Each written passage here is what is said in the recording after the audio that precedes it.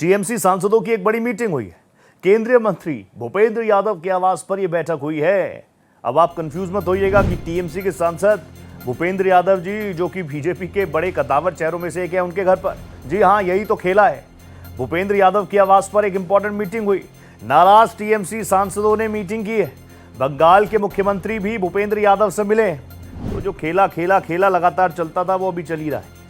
तो भूपेंद्र यादव जी के आवास पर, भूपेंद्र यादव के आवास पर यह बड़ी मीटिंग हुई और इसे काफी बड़ा सेटबैक माना जा रहा है ममता बनर्जी के लिए। ममता बनर्जी भी दिल्ली में ही है। ममता बनर्जी भी दिल्ली में ही मौजूद है। अभी आपने देखा कॉन्स्टिट्यूशन क्लब में भी मौजूद थी। लेकिन जो उनके नाराज सांसद है, उनको अपने लीडर, यानी जब कहा जाता था कि टीएमसी मतलब ममता बनर्जी, ममता बनर्जी मतलब टीएमसी, कभी कुछ हो ही नहीं सकता इधर उधर। लेकिन अब चीजें जो हैं एकदम फ्लिप हो गई हैं। जो टीएमसी के नाराज सांसद हैं वो भूपेंद्र यादव के आवास पर पहुंचे, मीटिंग हुई वहां पर। बड़ा सेटबैक है। स्टेट के अंदर आप जानते हैं विधायक अलग अलग जगहों पर चीजें कर रहे हैं। और अभी कौन सा गुड टीएमसी, वो पूरा खेल जो आपको बहुत याद आ रहा होगा, महाराष्ट्र में आपने देखा होगा। अब टीएमसी में फूट को लेकर एक बड़ी खबर आ गई है, वो भी आपको बता देता हूं जल्दी से।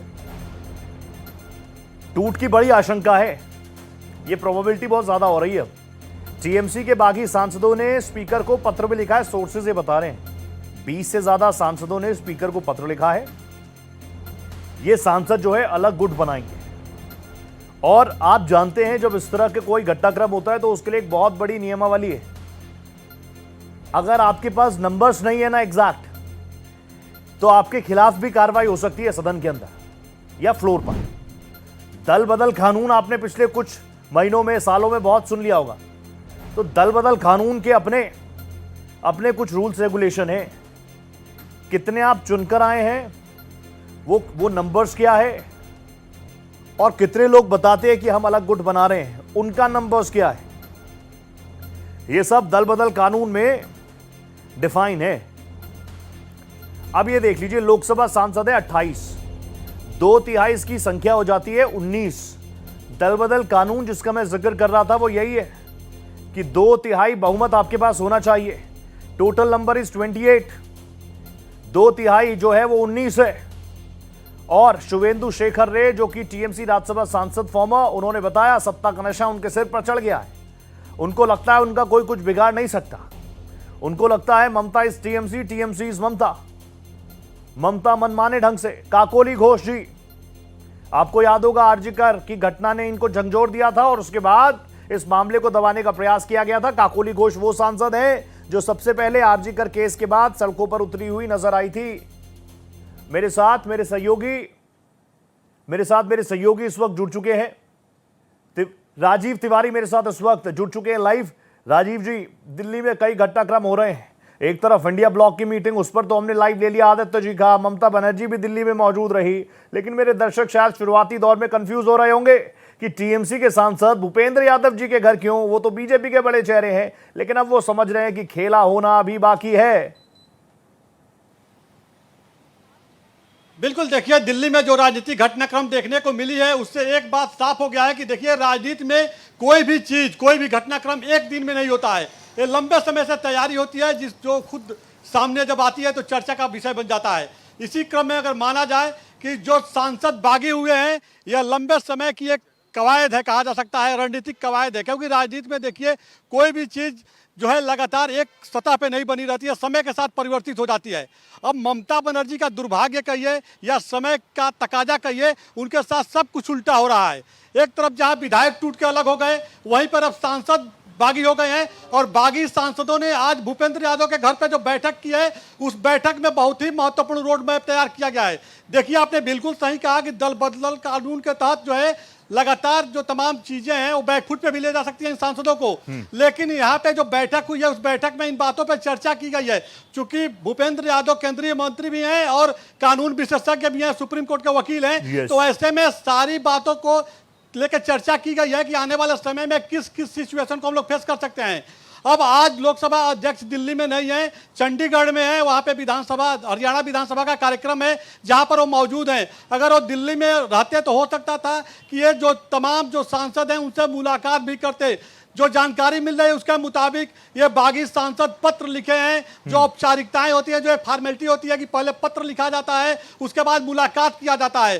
तो स्टेप बाय स्टेप कैसे इन सांसदों को आगे बढ़ना है, कैसे अपना अलग दल बनाना है, इन तमाम बिंदुओं को लेकर चर्चा की गई है। जहां पे भूपेंद्र यादव मौजूद रहे, पश्चिम बंगाल के मुख्यमंत्री शुभेंदु अधिकारी मौजूद रहे, निशिकांत दुबे जो बीजेपी के सांसद हैं वह मौजूद रहे। तमाम रणनीतिक बिंदुओं पर चर्चा की गई है। माना जा रहा है, जो सूत्रों से जानकारी मिली है, कुछ नेता बता रहे हैं कि आज देर शाम या रात तक जब ओम बिरला दिल्ली लौटेंगे तो यह जो बागी सांसद हैं, चूंकि जो बैठक में 14 सांसद मौजूद हैं। बीजेपी का रोल है कि नहीं है इसमें? कुछ बीजेपी का रोल है? ये सारा काम तो बिना भूपेंद्र जी के घर जाए भी कर सकते हैं। लेटर उन्होंने स्पीकर साहब को लिखा है, ऐसा सोर्सेस बता रहे हैं। लेकिन इसमें बीजेपी की भूमिका क्या?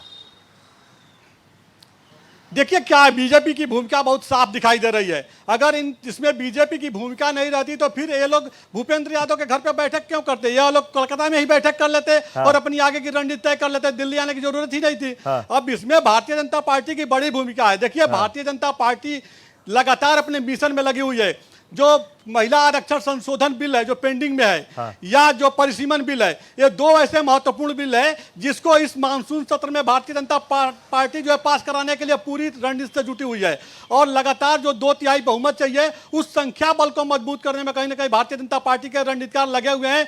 भूपेंद्र यादव देखिए पार्टी में मंत्री, तो सरकार में मंत्री है, लेकिन पार्टी के रणनीतिकार के रूप में जाने जाते हैं। अरुण जेटली के जाने के बाद भूपेंद्र यादव की जो भूमिका होती है या सुनील बंसल की जो भूमिका होती है बहुत ही महत्वपूर्ण होती है। लिहाजा ये बैठक जब उनके घर पर हुई तभी यह तय हो गया था कि अब ये साफ हो गया है कि कहीं ना कहीं जो बागी जो सांसद है वो अपना एक अलग दल बनाएंगे और एनडीए को समर्थन देंगे। और यही सब बातें सामने आ रही हैं। 1-2 दिन में सारी बातें साफ हो जाएंगी। अब इंतजार सभी लोगों को है कि जब लोकसभा अध्यक्ष दिल्ली आते हैं, ओम बिरला देर रात अगर दिल्ली पहुंचते हैं तो आज रात में या कल जो बागी सांसद हैं उनसे मुलाकात करते हैं कि नहीं करते हैं। जो जानकारी मिल रही है उसके मुताबिक 13 से 14 सांसद भूपेंद्र यादव के घर पे मौजूद रहे। हालांकि इसका कोई आधिकारिक बयान किसी ने नहीं दिया है, लेकिन 20 सांसद जो है नाराज चल रहे हैं ममता बनर्जी से, वो अलग अपना गुट बनाना चाहते हैं। तो कुल मिलाकर थोड़ा सा इंतजार करना होगा।